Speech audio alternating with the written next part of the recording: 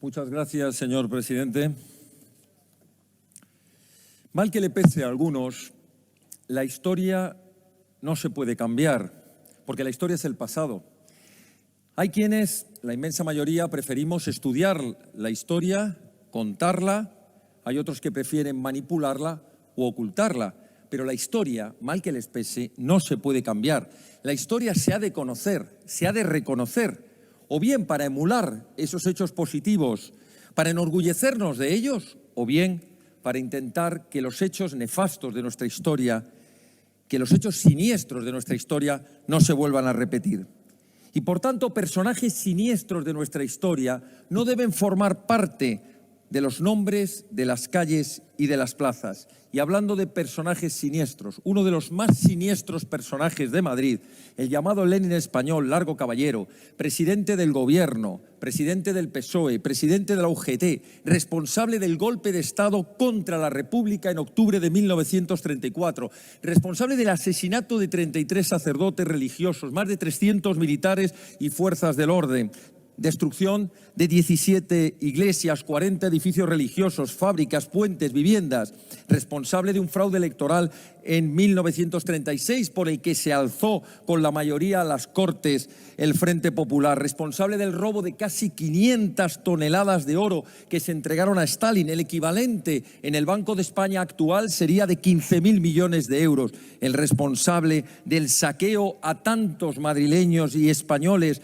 de oro, joyas, propiedades, obras de arte, responsable de los tribunales de urgencia, que junto con los tribunales especiales mandaron a las checas de la tortura, de las sacas y de la ejecución a miles de madrileños, responsable, porque era parte del gobierno, de las masacres de Paracuellos dirigidas por el jefe de las Juventudes Socialistas Unificadas, Santiago Carrillo, que asesinaron vilmente a más de 2.500 madrileños, 50 eran niños.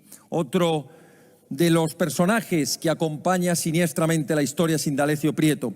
Pero vamos a recordar, para tener claro quién era Largo Caballero, algunas de sus frases son verdaderamente significativas. Por ejemplo, cuando hablaba de vengarse de los enemigos, decía literalmente: en las elecciones de abril de 1931, los socialistas renunciaron a vengarse de sus enemigos y respetaron vidas y haciendas.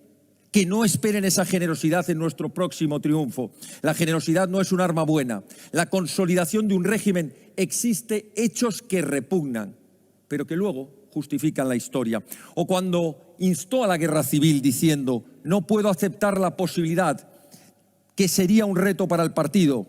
Estaban hablando de suspender las Cortes y que nos obligaría a una guerra civil.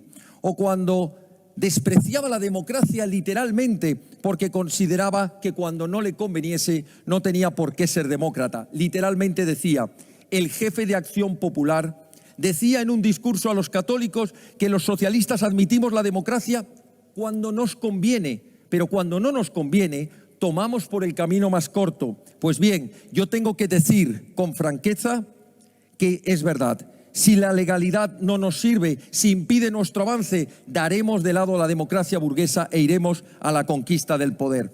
Una frase más, cuando hablaba de las urnas: si los socialistas son derrotados en las urnas, irán a la violencia, pues antes que el fascismo preferimos la anarquía y el caos.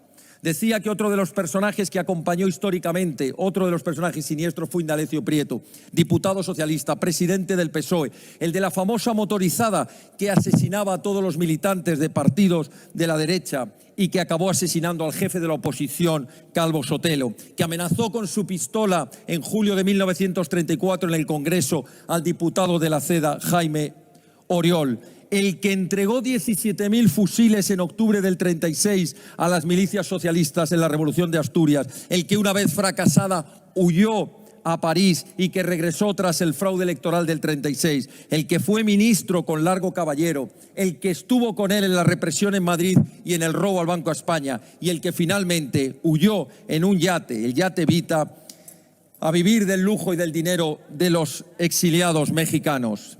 Algunas frases también significativas de Indalecio Prieto. Por ejemplo, respecto a la huelga pacífica, decía: una huelga pacífica es como dejar asomar la cabeza a la revolución y atarla a las manos. Y digo más, que en Bilbao había armas y municiones y que yo llevé algunas de esas armas y municiones, o cuando decía yo comulgo con todo el credo revolucionario ruso, o hágase cargo el proletariado del poder y haga de España lo que se merece. Para ello no debe titubear y si es preciso verter sangre, debe verterla. Termino.